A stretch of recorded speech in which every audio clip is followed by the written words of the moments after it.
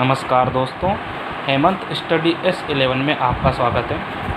दोस्तों, इससे पहले की क्लास में हमने RBC, WBC और प्लेटलेट्स के बारे में अध्ययन कर रहे थे और हमने उस समय RBC को पूरा पढ़ लिया था। अब हम आगे WBC से शुरू करेंगे, वाइट ब्लड कार्पुसेल्स। तो दोस्तों, वाइट ब्लड कार्पुसेल्स को हम ल्यूकोसाइट भी कहते हैं, ल्यूकोसाइट। दोस्तों, जो वाइट ब्लड सेल्स होती हैं यह RBC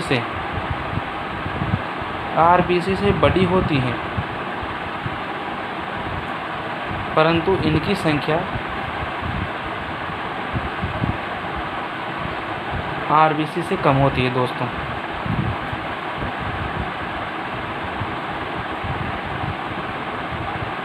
दोस्तों इनका व्यास, WBC का जो व्यास होता है वह 100 mm माइक्रोमीटर होता है। आगे देखते हैं दोस्तों, WBC दो प्रकार की होती हैं। पहला देखते हैं कणिकीय और दूसरा है अकणिकीय। दोस्तों, कणिकीय यानी ग्रेनुलर और अकणिकीय अग्रेनुलर। कणिकीय तीन प्रकार की होती है दोस्तों। पहला देखिए बेसोफिल, दूसरा है न्यूट्रोफिल और तीसरा है इओसिनोफिल। दोस्तों, इनसे भी बहुत सी बार क्वेश्चन बनता है। और जो अकणिकीय होती है वह होती है दो प्रकार की, इसमें फर्स्ट और सेकंड। तो फर्स्ट है मोनोसाइट और दूसरा है लिम्फोसाइट। ठीक है दोस्तों, यहाँ से आगे बढ़ते हैं। दोस्तों, इओसिनोफिल का जो कार्य होता है वह परजीवी संक्रमण के समय, यानी कि ये इओसिनोफिल जो WBC होती है यह परजीवी संक्रमण के समय बढ़ती है। परजीवी संक्रमण यानी कोई जब दूसरा जीव हमारे शरीर में संक्रमण करता है तो उस समय इनकी संख्या में बढ़ोतरी हो जाती है, समय बढ़ती है। और जो दोस्तों बेसोफिल होता है यह WBC में 1%, 0 से 1% तक होता है, यानी कि सबसे कम। और जो न्यूट्रोफिल होता है वो 65% होता है, यानी कि सर्वाधिक इनकी संख्या सर्वाधिक होती है। दोस्तों, WBC का कोई रंग नहीं होता, यह रंगहीन होता है, यानी कि इसमें रंगहीन कोशिकाएं होती हैं। केंद्र की उपस्थिति के कारण इन्हें वास्तविक कोशिका भी कहा जाता है, यानी कि जो WBC होती हैं इनमें केंद्रक उपस्थित होता है, तो इस कारण ही इन्हें हम वास्तविक कोशिकाएं कह देते हैं। दोस्तों, इसमें एक इम्पोर्टेंट टॉपिक ये भी है दोस्तों, WBC की संख्या वयस्क की अपेक्षा जो है बच्चों में अधिक होती है, यानी कि WBC की जो संख्या होती है, WBC संख्या बच्चों में अधिक तथा वयस्क में इनसे थोड़ी कम होती है। दोस्तों, RBC व WBC का जो अनुपात होता है इनकी संख्या का, वो दोस्तों 600:1 होता है, यानी कि 600 RBC अनुपात 1 WBC। ये इम्पोर्टेंट है दोस्तों, बहुत सी बार एग्जाम में आ जाता है RBC और WBC का अनुपात, तो इसे ध्यान रखिएगा।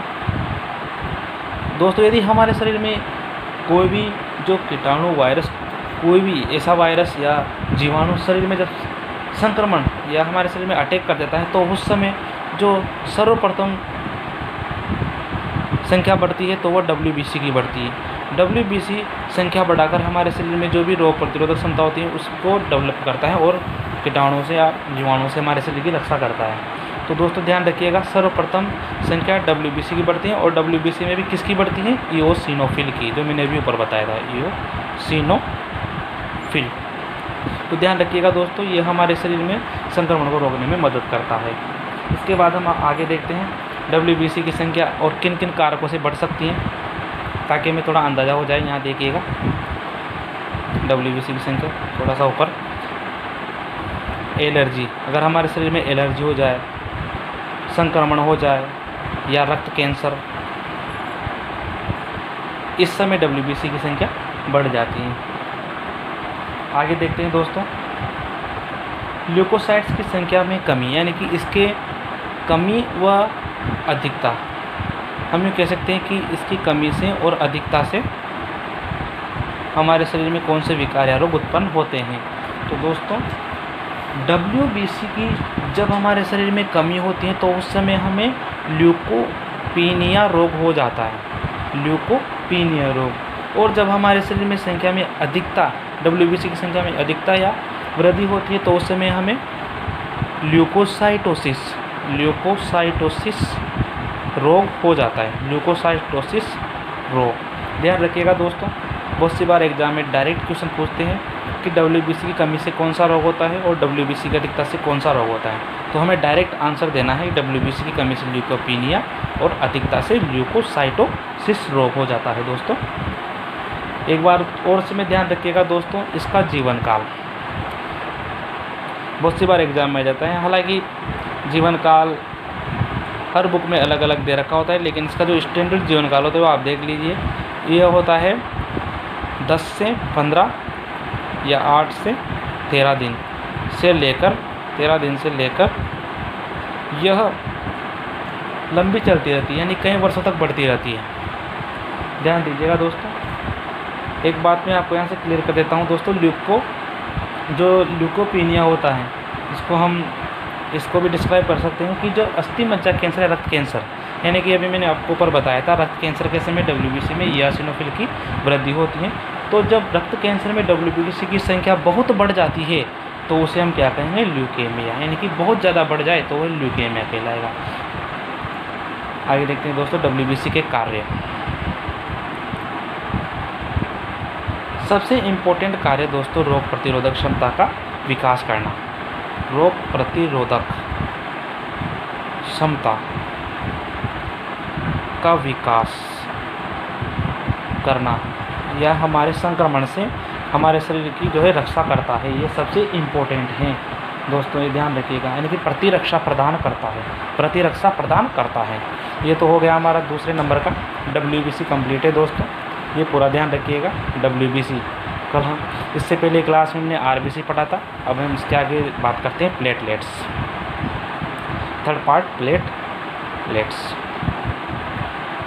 हमने ब्लड सर्कुलेशन सिस्टम में दोस्तों इसके 3 पार्ट पढ़े थे। रक्त में पढ़ा था हमने RBC, WBC और प्लेटलेट्स। तो हम आज तीसरा पार्ट डिस्कस कर रहे हैं प्लेटलेट्स।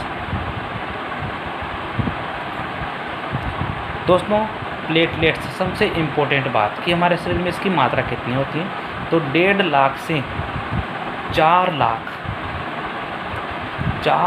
पर mm³। ये इम्पोर्टेंट है दोस्तों, इसमें देख लीजिए।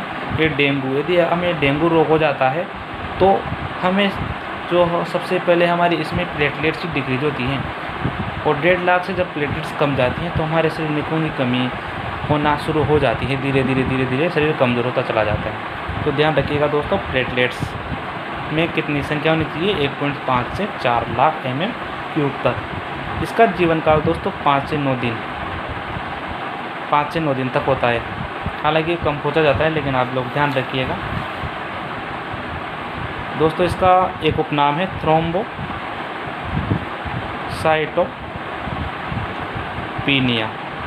यानी कि जब भी प्लेटलेट्स की संख्या में कमी हो जाएगी, प्लेटलेट्स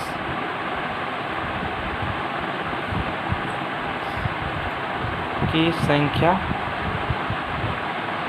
में कमी, थ्रोम्बोसाइटोपिनिया, और प्लेटलेट्स का जो दूसरा उपनाम है थ्रोम्बोसाइट।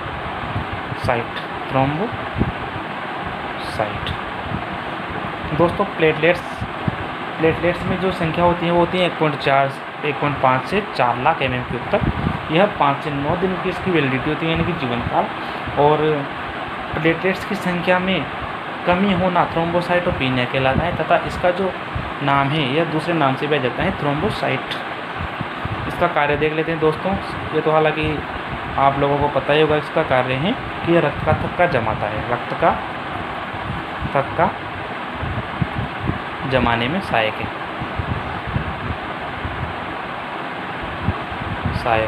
दोस्तों। ये रक्त का थक्का जमाने में सहायक है। तो आप लोग ध्यान रखिएगा दोस्तों, ये हमने रक्त का पूरा टॉपिक आज कंप्लीट कर लिया है। अब हम कल हृदय से बात शुरू करेंगे दोस्तों, हृदय से। तो ध्यान रखिएगा दोस्तों, स्टडी S11 में आपका धन्यवाद। Study S11। अब हम जो नया टॉपिक कल पढ़ेंगे दोस्तों, वह हृदय से पढ़ेंगे। आज के लिए धन्यवाद। प्लीज़ लाइक और शेयर कीजिए।